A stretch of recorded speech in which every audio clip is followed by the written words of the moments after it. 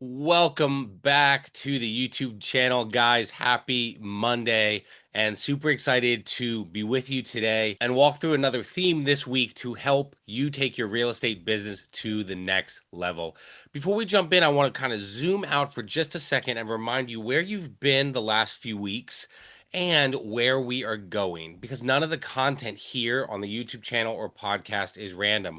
Over the past few weeks on YouTube, we've talked about things like why social media isn't a microwave, talking about using your personal page, about how you can, interact, and why I don't care about likes and comments, why I intentionally reduced my sales in 2025. And now we've been talking about how realtors should actually be planning their goals for 2026.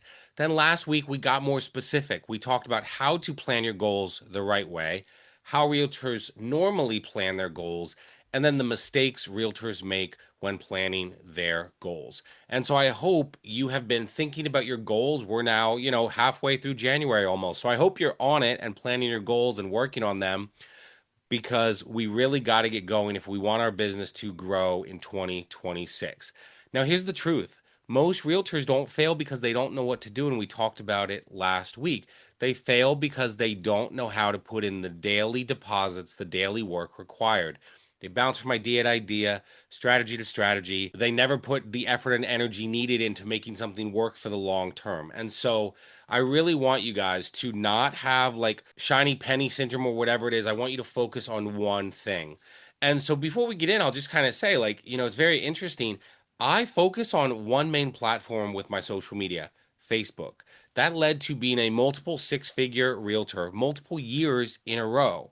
It is so simple. I often joke, and some of you know this, like I often joke, like I am not the smartest, tool in the shed. I'm not the smartest guy.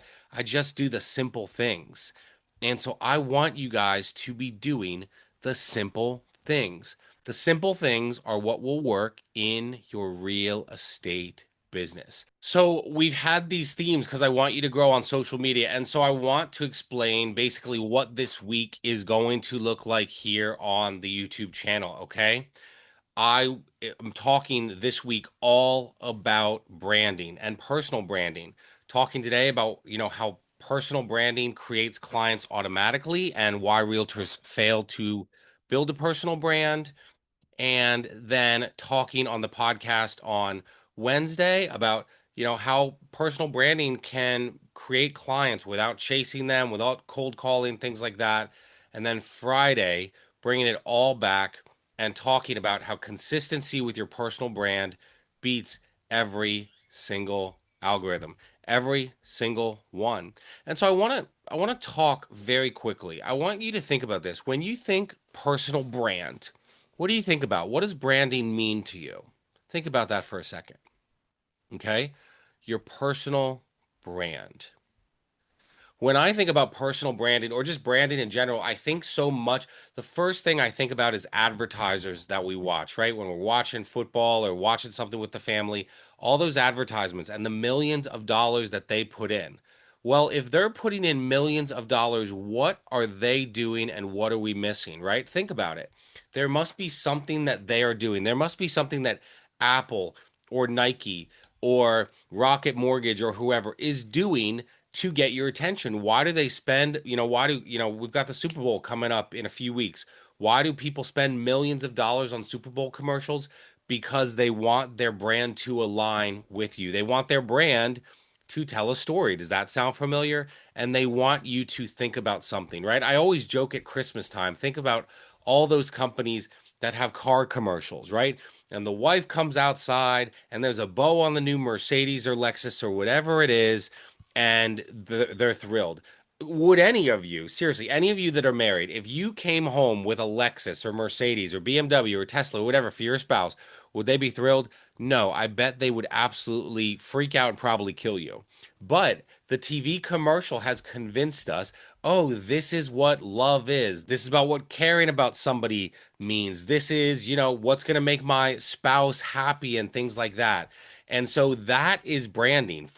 I don't know how. I've never bought a new car at Christmas time from a commercial, but it clearly works because they do it every single year. So we want to talk today about personal branding and what that means and how it creates clients automatically.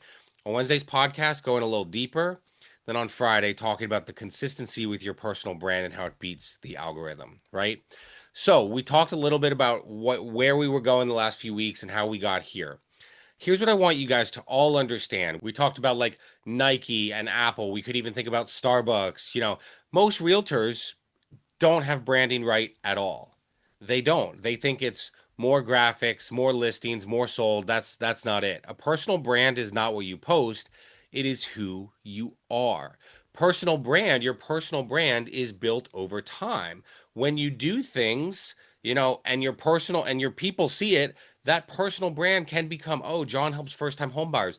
It's kind of like your avatar. John helps people that are upgrading homes all at the same time. That becomes your personal brand. I think about my friend and mentor, Mike Sherrard. He drives a purple Lamborghini.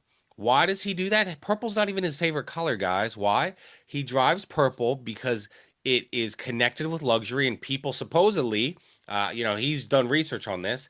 People see purple and they think luxury. When he was a luxury realtor up there in Calgary, he wanted to be aligned. He wanted his brand to connect him with luxury. And so that's why he did that. So personal branding is trust built over time. It's people seeing you consistently. It's people understanding how you think, how you operate. And it's people feeling like, and you'll appreciate this as we've talked about some of this on social media, it's people feeling like they already understand and know, like, and trust you. This is how it's built.